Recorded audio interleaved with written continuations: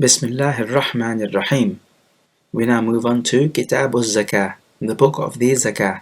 In the language, al-Zakaah can have two meanings. Firstly, to increase, and secondly, it means tatahir, to purify. And with the Zakaah, both of these meanings apply because Zakaah is a means to increase your wealth in terms of the barakah, because not paying the Zakaah would destroy your wealth. And also, it is a means to purify your wealth and to purify yourself. In the technical sense then, the Zakaah is to give a certain portion of a certain amount of wealth to certain people as an act of devotion to Allah Jalla wa Ala. Hadith number 1 in this book, from Jabir ibn Abdullah, that the Prophet said, ليس فيما دون 5 أواق من الورق صدقة وليس فيما دون 5 ذود من الإبل صدقة وليس فيما دون 5 أوسق من التمر صدقة. That there is no sadaqah or zakah in this case for less than 5 awaq of silver, and there is no sadaqah for less than 5 camels, and there is no sadaqah for that which is less than 5 awsuq of dates. This is a crucial hadith which talks about the nisab level. Now the zakah becomes obligatory on the wealth when the nisab is reached, because below the nisab, the zakah will not be effective in the society. So the wealth needs to be of a minimum substantial level, and this minimum threshold is the nisab. So for the wariq, for the silver, it is 5 awaq, which translates into grams to 595 grams. Another hadith in Al-Bukhari says that it is 200 dirham, and dirham is the silver currency. And 1 uqiyah is 40 dirham, so 5 awaq, plural of uqiyah, is 5 times 40, which is 200 dirham. Now nowadays we don't use silver currency, we don't use dirahim. Different countries have their different currencies, so you would have to find what your currency is worth in terms of 595 grams of silver, and that would be the nisab level. And also for the fruits and grains, we learn that the nisab is 5 awsuq.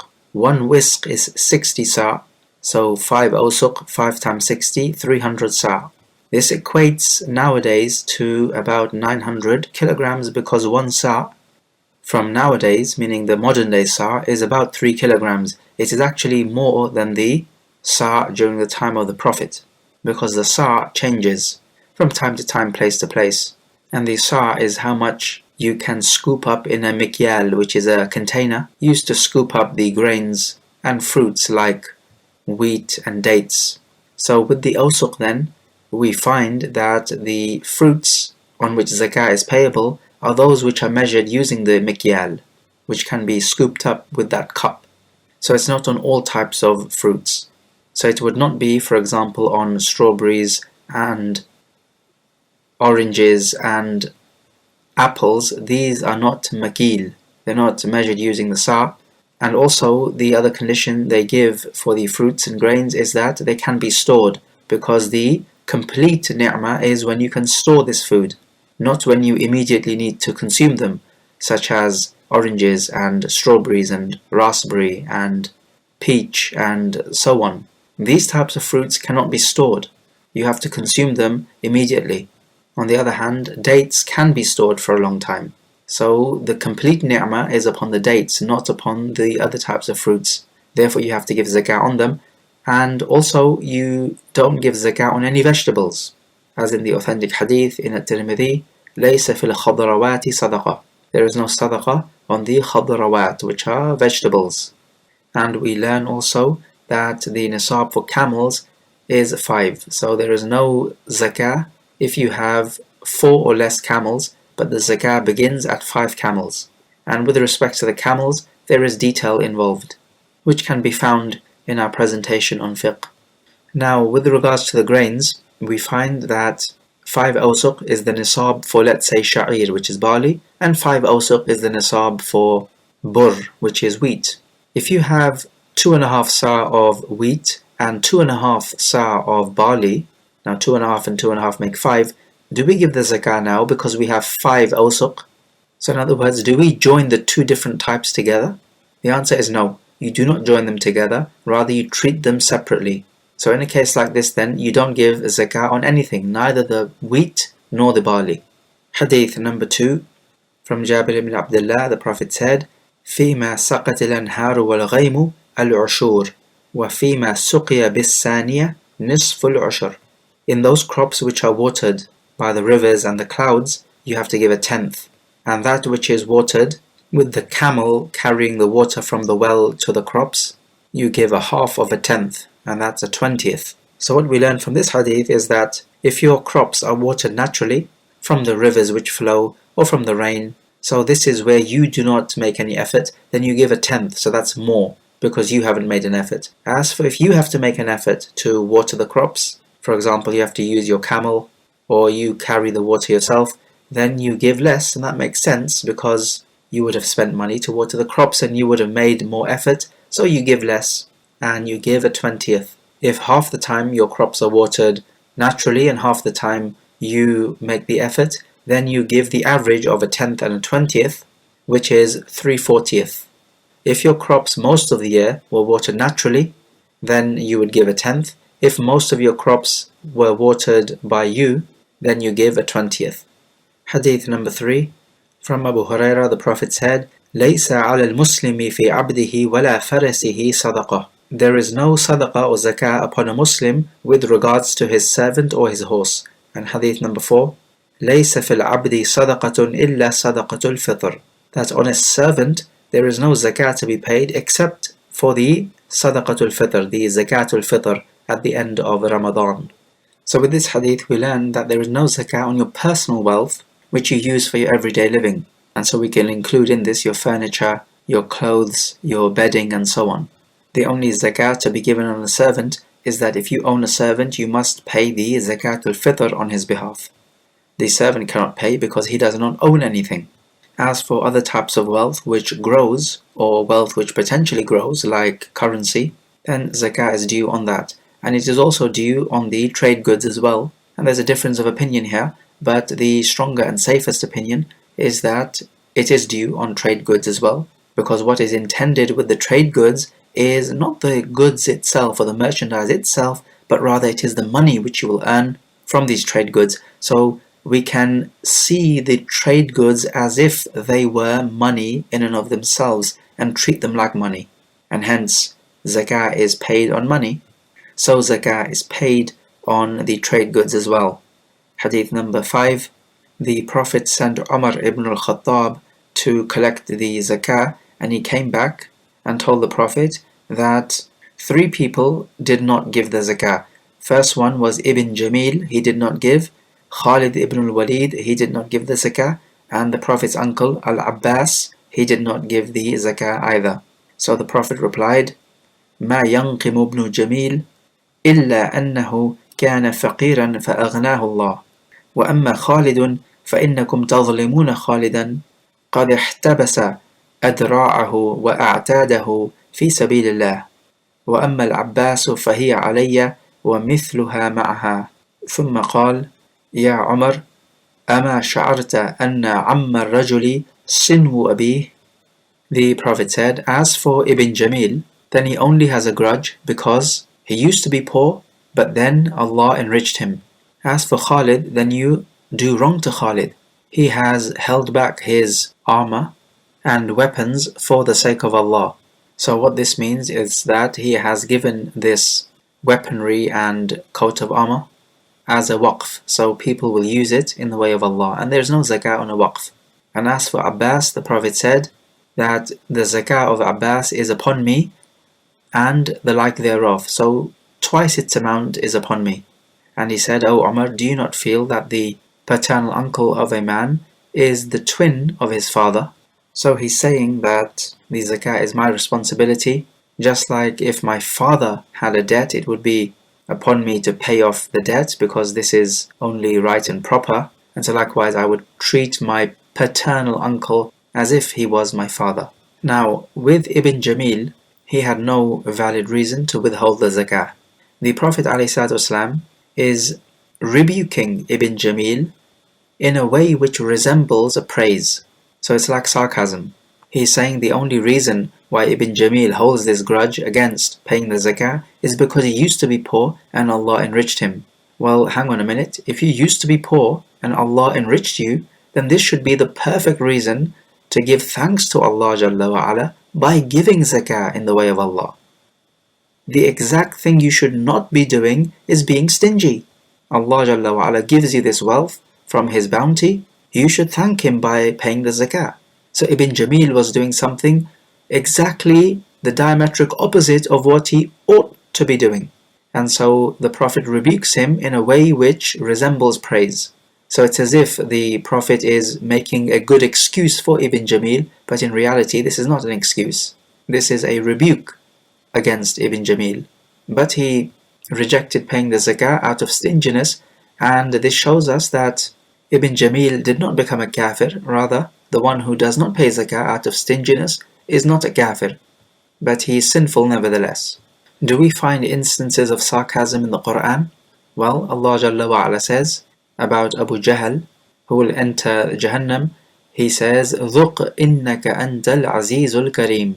Taste you, meaning taste you the punishment. Verily you are the Aziz, the honoured, and the Kareem, the noble, or the kind. Well, hang on a minute. If somebody is Aziz, which means honoured, and Kareem, which means noble or kind, then are these the qualities of somebody who deserves to taste the punishment of Jahannam? The answer is clearly no.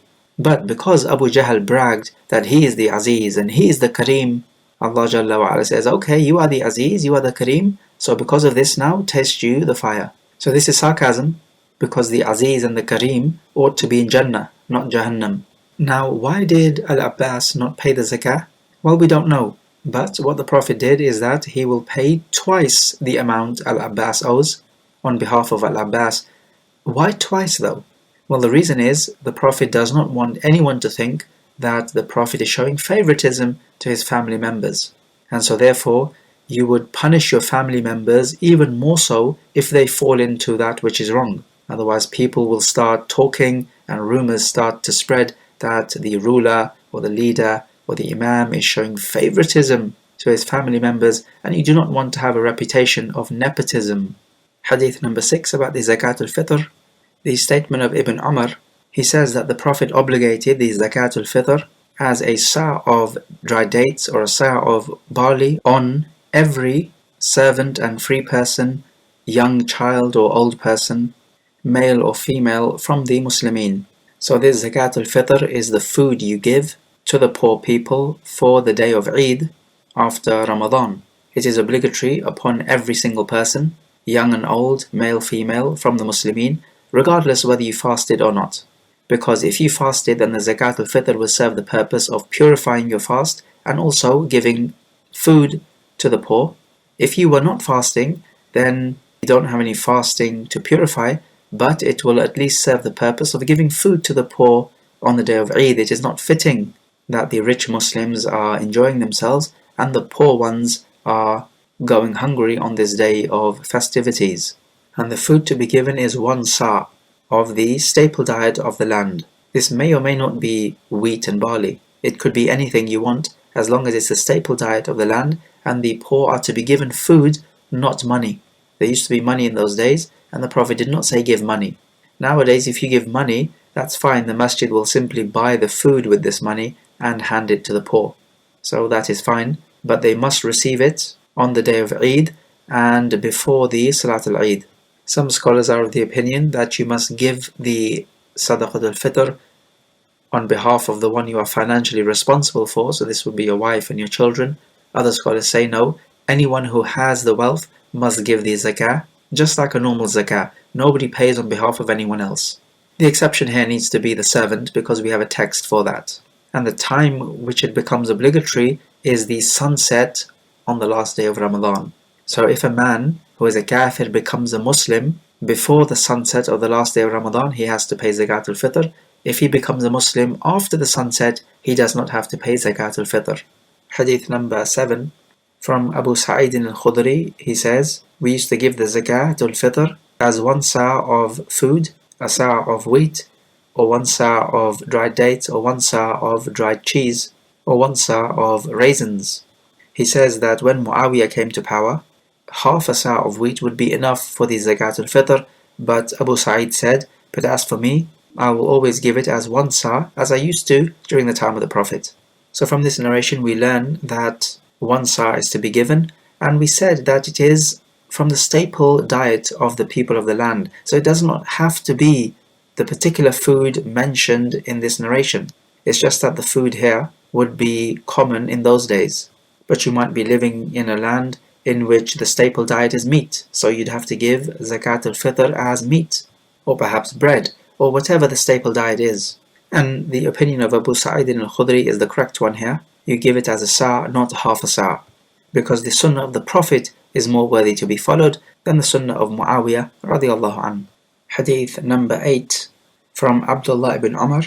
He says that the Prophet ordered the Zakat al-Fitr to be paid, and that it should be paid before people leave for the Salah. So we find then that the Zakat al-Fitr can be paid after the sunset.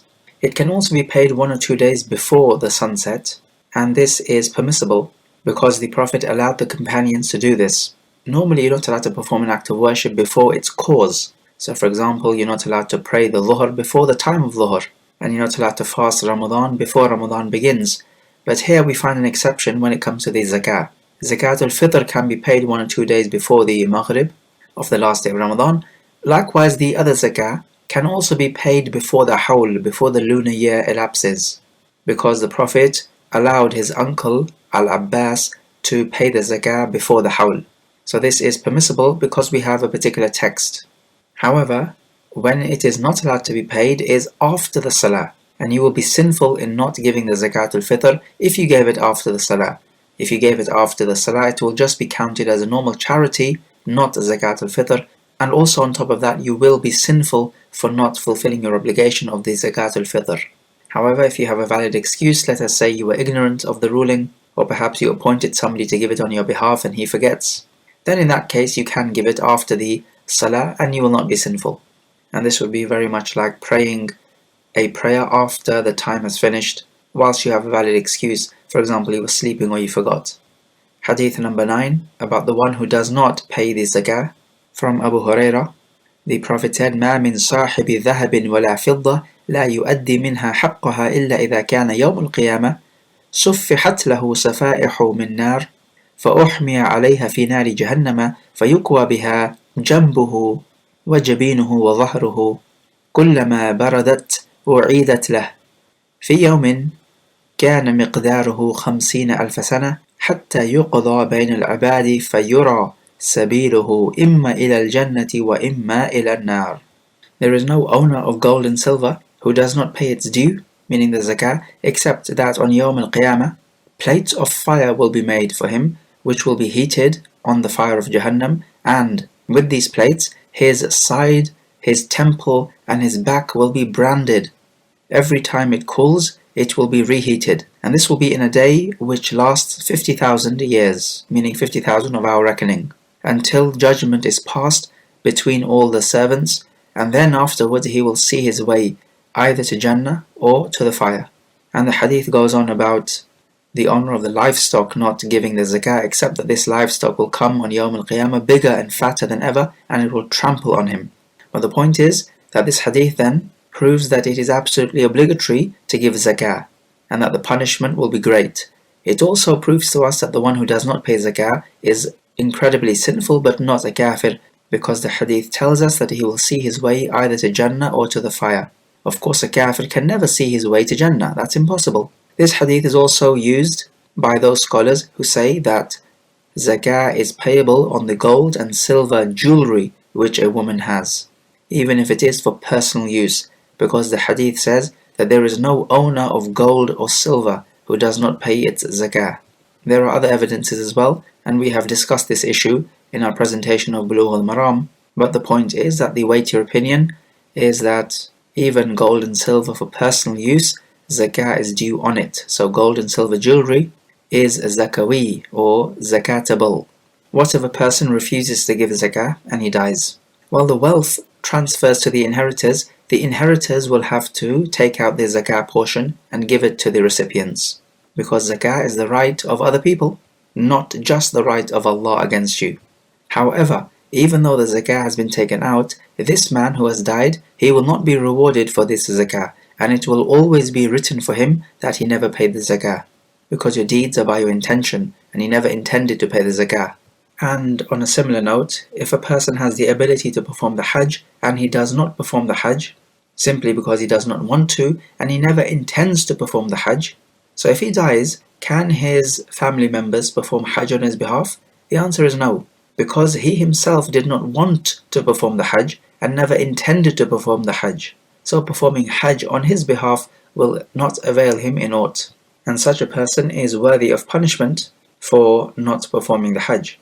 We also learn from this hadith that the judgment period on Yawm al-Qiyamah will last for 50,000 years of our reckoning. Hadith number 10, from Jarir ibn Abdullah. He says some people from the A'rab came to the Prophet and they said that there's some people from the Zakah collectors, they come and they demand our wealth from us. And the Prophet told them, Ardu musaddiqikum, please the Zakah collectors, meaning make them content. Now the asl or the default ruling is that the Zakah collector is a trustworthy person. He's been appointed by the Imam and he knows how much Zakah to take from the wealth. So it is upon you then to trust him and to have good faith in him and to give him what he asks for, because the asl is that he will not wrong you nor harm you. He is simply taking his due right, which is the portion of Zakah from your wealth. Only if it can be proven that this Zakah collector is an oppressor, he's taking too much and he's wronging the people, then the Imam would have to remove him from this post. Hadith number 11, from Abu Hurairah, the Prophet said, مَا يَسُرُّنِي أَنَّ لِي أُحُدًا ذَهَبًا تأتي علي ثالثة وعندي منه دينار إلا دينار أرصده لدين علي. It would not make me happy that I would have Mount Uhud worth of gold and that a third mountain should come to me and that I should have even 1 dinar from it, except that I would prepare a dinar to pay off my debt. The Prophet ﷺ is telling us here that the rich people are not necessarily in a better position. It depends how you spend this wealth of yours. So if you are rich and you do not pay off the zakah, then this money will be the cause for your grief on Yawm al-Qiyamah. It could be made into plates of fire and you are branded with it. Or if you have livestock, they will come on Yawm al-Qiyamah bigger and fatter than ever, and they will headbutt you if they have horns, or they will trample on you with their hoofs. Every time one finishes, another one will come along and do the same thing.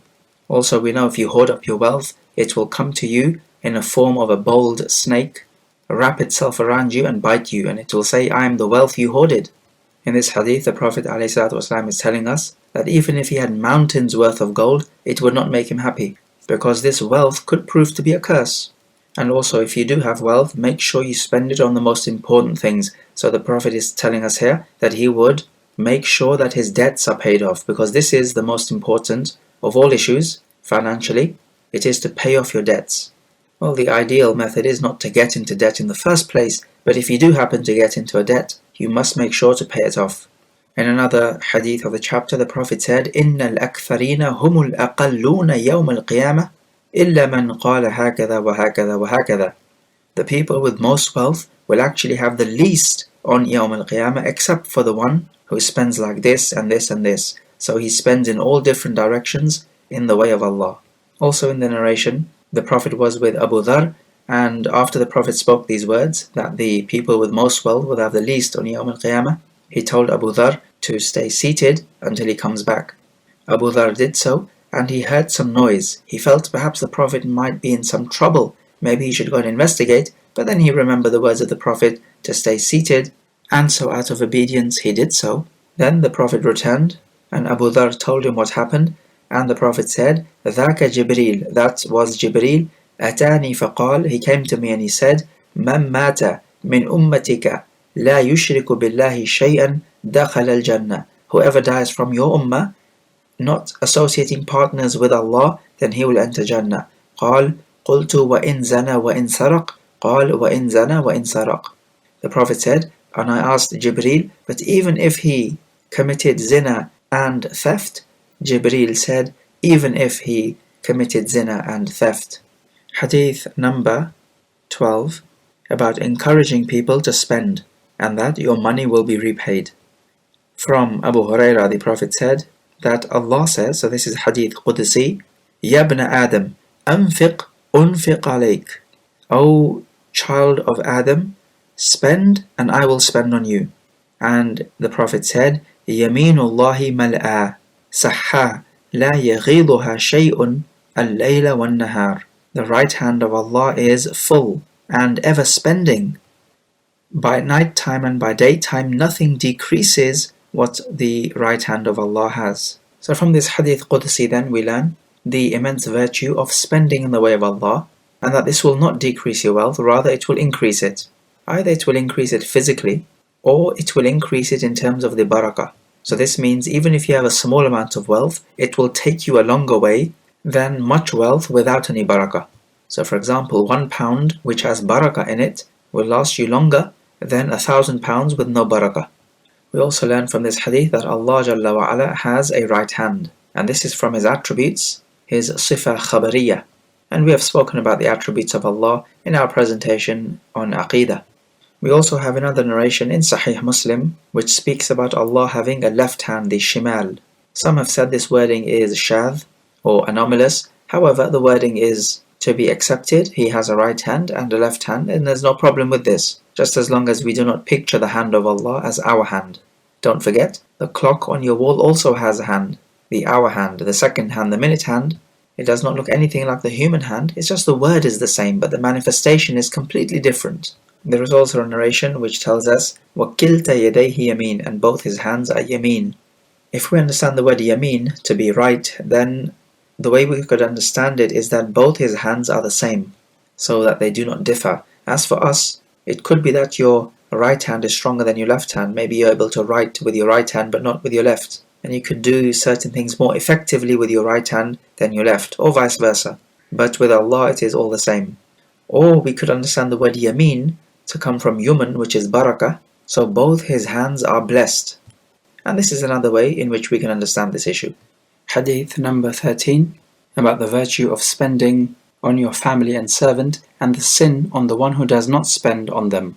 From Thawban, that the Prophet said, أفضل دينار ينفقه الرجل دينار ينفقه على عياله ودينار ينفقه الرجل على دابته في سبيل الله عز وجل ودينار ينفقه على أصحابه في سبيل الله. The best dinar that a man can spend is the one he spends on his family, and a dinar which he spends on his animal in the way of Allah, and the dinar he spends on his companion in the way of Allah. So with this hadith we find that the actions can vary in terms of their virtue. Here the Prophet is talking about the best type of charity which you can give, which means that charity can vary in terms of its virtue. Because if all charities were equal, then there would be no best type of charity. And also in the same chapter, the Prophet ﷺ said, كَفَى بِالْمَرْءِ إِثْمًا أَنْ يَحْبِسَ عَمَّنْ يَمْلِكُ قُوتَهُ. It is enough of a sin for a person that he does not spend on the one whom he is responsible for, meaning responsible for their food. So if a man does not spend on his wife and children, or if a man does not spend on his parents, if they are needy and he has the money, then he is sinful, and this is enough of a sin for him. And also from Jabir ibn Abdullah, he says that a man freed a mudabbar servant of his. This is a servant whom the master says to him that when I die you will be free. And this news reached the Prophet, and the Prophet said, do you have some wealth other than this servant? The man said no, and so to this the Prophet said, مَنْ يَشْتَرِيهِ مِنِّي, who will purchase this servant from me? And so a man called Nu'aym ibn Abdullah al-Adawi bought this servant for 800 dirham, and the Prophet took this price and gave it to the owner of the servant. And he said to the owner of the servant, Ibda binafsika fatasaddaq alayha, begin with your own self and give charity to it. فَإِن فَضَلَ شَيْءٌ فَلِأَهْلِكَ, and if there remains anything, then on your family. فَإِن فَضَلَ عَنْ أَهْلِكَ شَيْءٌ فَلِذِي قَرَابَتِكَ, and if there remains anything after that, then on your near kindred. فَإِن فَضَلَ عَنْ ذِي قَرَابَتِكَ شَيْءٌ فَهَكَذَا وَهَكَذَا, and if there remains after that anything, then like this and like this, meaning give it in all avenues of charity. To the front, to the right, to the left, all avenues of charity. From this narration we can learn that you're allowed to sell a mudabbar servant, and that this contract of tadbir, or freeing the servant after you die, is not a binding one. and also to prioritize whom you give charity to. You begin with yourself, then your family and children, and then your near kindred, and so on in this priority. And so we find the Prophet sold this servant so that the owner of the servant can spend on himself first. Hadith number 14, about the virtue of spending on your children, on your wife, on your parents, even if they are mushrikeen. From Anas ibn Malik, he says that Abu Talha was one of the richest of the Ansari in Al-Madinah, and one of his most beloved wealth to him was his garden which he had. It used to face the masjid, and the Prophet would enter it, and he would drink from its good water in this garden. So Anas says, when Allah Jalla wa Ala sent down the ayah, لَن تَنَالُوا الْبِرَّ حَتَّى تُنْفِقُوا مِمَّا تُحِبُّونَ, you will not attain righteousness until you spend out of that which you love. Abu Talha got up and he said to the Prophet, O Prophet, Allah Azza wa Jalla has sent down this ayah, and the most beloved wealth to me is my garden, and I give it as a sadaqah, as a charity for Allah, and I hope for its righteous good end and its reward with Allah. So you put it, O Messenger of Allah, wherever you want to put it, meaning give it wherever you want to. And to this the Prophet said, Bakh, ذَلِكَ مَالٌ رَابِحٌ, ذَلِكَ مَالٌ رَابِحٌ. Wow, that is a profitable wealth. That is a profitable wealth. قَدْ سَمِعْتُ مَا قُلْتَ فِيهَا, I have heard what you have said about this wealth of yours. أَرَى أَن تَجْعَلَهَا فِي الْأَقْرَبِينَ, and in my opinion, I think you should give it to your near relatives. And so Anas says that Abu Talha divided his garden up amongst his near relatives and his cousins from the paternal uncle. So from this narration then we learn that you will only attain righteousness if you spend from that which you love. So there needs to be some sort of pain involved when you spend, because you're spending out of that which you love. As for if you spend out of that which you don't love, then there's not much sense of sacrifice there for the sake of Allah. Note here what Abu Talha did. He didn't just give any of his wealth in charity, he gave the most beloved of his wealth in charity. So this is in fact spending out of that which you love, not just some spare cash which you wanted to get rid of anyway because it was taking up space in your pocket. Also we learn that it is better to give the charity to the near kindred, because this would be giving charity and also joining ties of kinship. Now this could also apply to non-Muslims as well, because you have to join ties of kinship with your non-Muslim relatives if you have them. So it's always better to give charity to the near kindred. Also in the chapter, from Maymuna bint al-Harith, the wife of the Prophet, she freed a servant girl, and she mentioned this to the Prophet, and the Prophet told her, لَوْ أَعْطَيْتِهَا أَخْوَالَكِ كَانَ أَعْظَمَ لِأَجْرِكَ. If you had given this servant girl to your maternal uncles, it would have been greater for your reward. We find from this at least two important points. Firstly, if your relatives are poor, then it is better to give them charity. So this hadith confirms what we just spoke about. Secondly, we learn that the woman can do with her personal wealth as she wishes without the permission of her husband, as long as she is able to deal with her wealth properly. There is a narration which says, لا يحل لامرأة أن تتصرف في مالها إلا بإذن زوجها. It is not halal or permissible for a woman to do with her wealth as she wants to, except with the permission of her husband. This hadith, if we assume it's authentic, is speaking about a woman who is not a Rashida. So she does not know how to deal with the wealth properly, because it could be that she wastes her wealth. And women are not normally dealing with business, so they may not know how to spend the wealth properly. Also in the same chapter, from Salama, another wife of the Prophet, she said, O Messenger of Allah, will I have a reward if I spend on the children of Abu Salama? They are only my children. And the Prophet said, Na'am, laki fihim ajru ma anfaqti alayhim. Yes, you will have a reward on what you spend on them. Also in the chapter, Asma bint Abi Bakr, the sister of Aisha, she says that her mother came to visit and she was a mushrikah. And she went to ask the Prophet that my mother is visiting and she wants me to join relations with her to keep ties of kinship. Should I do so? And the Prophet said, Na'am, sili ummak. Yes, join ties of kinship with your mother. Now how joining ties of kinship is done varies. There are no set rules here, so if it means giving them money, then so be it. So you can even give charity to your relatives who are non-Muslims, and this would count as joining ties of kinship with them, which of course is their right over you. Hadith number 15. The reward of charity reaching even the dead people. From Aisha, she says that a man came to the Prophet and he said, "O Messenger of Allah, my mother died suddenly, and I think that if she could talk, she would have given sadaqah. Will she have reward if I give sadaqah on her behalf?" And the Prophet said, "Na'am, yes." This hadith proves to us that you can give charity on behalf of the dead and it will benefit them. As for the ayah, وَأَن لَيْسَ لِلْإِنسَانِ إِلَّا مَا سَعَى, that a man will have nothing except that which he strove for, then yes, it's true you will only have the reward for that which you made an effort. So if somebody else makes an effort, then you cannot have his reward. However, in a situation like this with this hadith, you are being rewarded not because you're making the effort, but because somebody is gifting you this effort, or this reward in this case. So the ayah says that you will not be rewarded except with the effort you make, but if you are gifted the reward, then that's fine. However, we say that even though you can perform acts of worship with the intention that the reward should be for the deceased, but it is better not to. The verbal instruction or the verbal order from the Prophet is to make dua. As for the acts of worship, you do them for yourself. This is the general principle. Hadith number 16. From Hudhayfa, the Prophet said, كُلُّ مَعْرُوفٍ صَدَقَةٍ. Every good action is a sadaqah.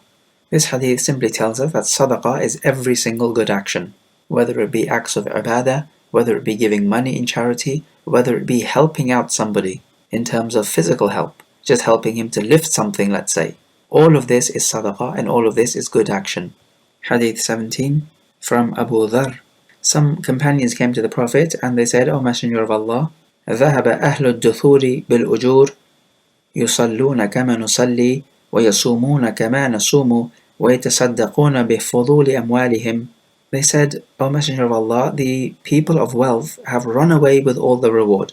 They pray and fast just like we do, but they also give charity from their excess wealth. And of course the poor cannot give charity." So the Prophet replied, أَوَلَيْسَ قَدْ جَعَلَ اللَّهُ لَكُمْ مَا تَصَدَّقُونَ. Has Allah not made for you plenty of things with which you can also give sadaqah? إِنَّ بِكُلِّ تَسْبِيحَةٍ صَدَقَةٍ وَكُلُّ تَكْبِيرَةٍ صَدَقَةٍ وَكُلُّ تَحْمِيدَةٍ صَدَقَةٍ وَكُلُّ تَهْلِيلَةٍ صَدَقَةٍ وَأَمْرٌ بِالْمَعْرُوفِ صَدَقَةٍ وَنَهْيٌ عَنْ مُنْكَرٍ صَدَقَةٍ وَفِي بُضْعِ أَحَدِكُمْ صَدَقَةٍ. For every tasbih and takbir and tahmeed and tahleel and enjoining the good and forbidding the evil, all of this is sadaqah. And even in your private parts there is sadaqah, meaning having intercourse with your wife is sadaqah. So they replied, "O Messenger of Allah, أَيَأْتِي أَحَدُنَا شَهْوَتَهُ وَيَكُونُ لَهُ فِيهَا أَجْرٌ." One of us goes to his desires and there is reward in this for him? The Prophet replied, أَرَأَيْتُمْ لَوْ وَضَعَهَا فِي حَرَامٍ أَكَانَ عَلَيْهِ فِيهَا وِزْرٌ فَكَذَلِكَ إِذَا وَضَعَهَا فِي الْحَلَالِ كَانَ لَهُ أَجْرًا. Inform me then, if he was to put it in the haram, meaning commit zina, would he not have a burden from this? So likewise then, taking it conversely, if he puts it in the halal, he will have a reward. Meaning if he has intercourse with the wife, he will have reward.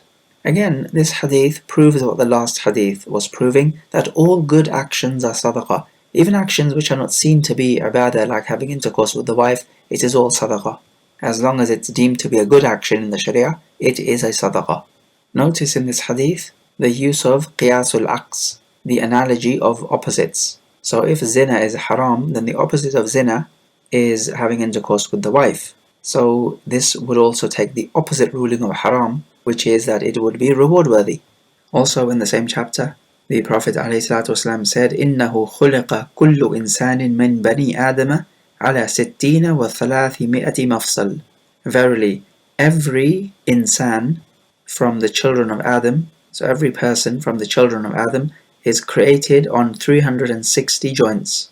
فَمَنْ كَبَّرَ اللَّهَ عَزَّ وَجَلَّ وَحَمِدَ اللَّهَ عَزَّ وَجَلَّ وَهَلَّلَ اللَّهَ عَزَّ وَجَلَّ وَسَبَّحَ اللَّهَ عَزَّ وَجَلَّ وَاسْتَغْفَرَ اللَّهَ عَزَّ وَجَلَّ وَعَزَلَ حجرا عن طريق الناس أو شوكة أو عظما عن طريق الناس وأمر بمعروف ونهى عن منكر عدد تلك 60 و300 السلامة فإنه يمشي يومئذ وقد زحزح نفسه عن النار. So whoever makes takbir or tahmid or tahleel or tasbih or seeks forgiveness in Allah or removes a stone or a thorn or a bone from the pathway of the people or enjoins the good or forbids the evil to the same number of this 360 joints, then he will walk that day having removed himself from the fire. Again, this hadith teaches us that all various types of good actions are sadaqah, even removing a stone or a thorn or a bone from the pathway of the people, something as negligible as this. And also, the idea of sadaqah is to give thanks to Allah Jalla wa Ala. He has given you everything you have. You must give sadaqah in order to express thanks. Otherwise, you would be a kafir, which means an ingrate. You have to give thanks for every joint in your body, and there are 360 of them on which you are created. These joints in the body may fuse, so as you grow up, you may have less than 360 joints because they have fused together. But the hadith says that you are created upon these 360 joints. Also, this hadith shows us that humans are not the product of some sort of evolution from primordial slime, but rather they are the progeny of the first man to be created, who is Adam alayhi salam, because the Prophet here says, إِنَّهُ خُلِقَ كُلُّ إِنسَانٍ مِّن بَنِي آدَمٍ. Every person from the children of Adam has been created on 360 joints. So people are not the product of mutations and evolution from one kind to another kind. And this theory of theirs of evolution cannot compete with the statement of Allah Jalla wa Ala, because their theory of evolution is a theory, whereas Allah Jalla wa Ala does not deal in theories. He deals with the truth, and He deals with guidance. When it comes to hypotheses, theories, facts, and conjecture, this is what scientists deal with. Allah Jalla wa Ala deals with the truth and guidance. As He says in the Quran, وَاللَّهُ يَقُولُ الْحَقَّ وَهُوَ يَهْدِي السَّبِيلِ. And Allah speaks the haqq, the truth, and He guides hidayah to the correct way. Hadith number 18, from Abu Hurairah, the Prophet said, ما من يوم يصبح العباد فيه إلا ملكان ينزلان فيقول أحدهما اللهم أعطي منفقا خلفا ويقول الآخر اللهم أعطي ممسكا تلفا. Every day in which these servants exist, there are two angels who descend. One of them says, O Allah, repay the one who gives in charity. And the other one says, O Allah, destroy the one who withholds his charity. This is another hadith which talks about the virtue of giving charity and spending on others. If you give in charity, you will have an angel making dua for you. But if you withhold the charity which you ought to be spending, for example spending on your wife and children and family, and you are stingy and you withhold this, then you will have an angel making dua against you. Hadith number 19, about hurrying up and giving sadaqah before there comes a time when no one will accept it from you. From Abu Musa, the Prophet said, لَيَأْتِيَنَّ عَلَى النَّاسِ زَمَانٌ يَطُوفُ الرَّجُلُ فِيهِ بِالصَّدَقَةِ مِنَ الذَّهَبِ ثُمَّ لَا يَجِدُ أَحَدًا يَأْخُذُهَا مِنْهُ وَيُرَى الرَّجُلُ الْوَاحِدُ يَتْبَعُهُ 40 امرأة يلذن به من قلة الرجال وكثرة النساء. He says, there will surely come a time on people in which a man will go around with charity of gold and he will not find anyone to take it from him, and that you will see 40 women following just one man, seeking protection in him, due to the small number of men and the large number of women. This hadith is talking about what will happen in the future, and there will be great wealth in the future because of the lands which the Muslims will conquer. So you will not find many people wanting to accept the charity because everyone will be rich. And also from the signs of Qiyamah is that the number of men will diminish rapidly and the number of women will grow rapidly. And this could be one of the reasons why most of the people of fire will be women. This is because most of the people on earth will be women, so mathematically that would make sense. Also in the chapter, from the signs of Qiyamah, the Prophet ﷺ said that the land of the Arab will turn into murujan wa anharan, green pasture land and rivers. And it seems like this will be the case because there will be no men who will use their livestock to graze the land. So there will be a decrease in the number of men. Hence the grass will continue to grow and the land will become like a meadow. The small number of men could be because of an immense amount of wars which the men will take part in and die, and also many other fitna. And talking of fitna, we have another hadith in the chapter from Abu Hurairah. The Prophet said, تَقِيءُ الْأَرْضُ أَفْلَاذَ كَبِدِهَا, the earth will vomit out a piece of its liver, meaning its innards. أَمْثَالَ الْأُسْطُوَانِ مِنَ الذَّهَبِ وَالْفِضَّةِ, the likes of large pillars of gold and silver. فَيَجِيءُ الْقَاتِلُ فَيَقُولُ فِي هَذَا قَتَلْتُ, so a killer will come and say, for this I killed, meaning for this huge gold and silver. وَيَجِيءُ الْقَاطِعُ فَيَقُولُ فِي هَذَا قَطَعْتُ رَحِمِي, and the one who breaks off ties of kinship will come, for this I broke off ties of kinship, meaning for this gold and silver. وَيَجِيءُ السَّارِقُ فَيَقُولُ فِي هَذَا قُطِعَتْ يَدِي, and a thief will come and say, because of this my hand was cut off. ثُمَّ يَدَعُونَهُ فَلَا يَأْخُذُونَ مِنْهُ شَيْئًا, then afterwards there will come a time when they will leave all of this and they will not take anything from it. The fitna before Yawm al-Qiyamah will be great. So it is then absolutely crucial to give charity and do all righteous actions before there comes a time in your life, O listener, akramakallah, in which you are unable to amass reward with Allah. Also, let's just add a few points of fawaid with regards to the Zakat al-Fitr. It is upon the wealth of a child even. The difference of opinion is, if the child himself does not have any wealth, then does the father or the one responsible for the child have to give it on the child's behalf? Some would say no and some would say yes. It appears a safer opinion should be that the father or whoever is responsible should give it on behalf of the child. Also, we know that the master gives it on behalf of his servant. Let it be known that if the servant is a kafir, then you do not give the zakah on his behalf, because sadaqatul fitr is an ibadah, and kuffar cannot perform a valid ibadah until they first become Muslim. So this is an exception to the general rule. Also, the one who does not pay the fitr before the salah and pays it afterwards has sinned if he has done it intentionally, but we may say that he still has to pay the zakat al-fitr because it is a debt upon him, just like any other zakah payment every year. Also, with respects to pleasing the zakah collector, you'll notice that the people said that these zakah collectors come and they wrong us. Well, in reality, they are not being wronged. It's just that the Arab, those who do not live in the cities, rather they live in the countrysides, they thought that they were being wronged. Just because somebody is asking them for their wealth does not mean that they are being wronged, if it is with due right. But their ignorance leads them to believe that they are being wronged. So ponder over that. Also, with regards to the hadith about 40 women being looked after by one man, some narrations talk about 50 women. Now the question is, why should this be?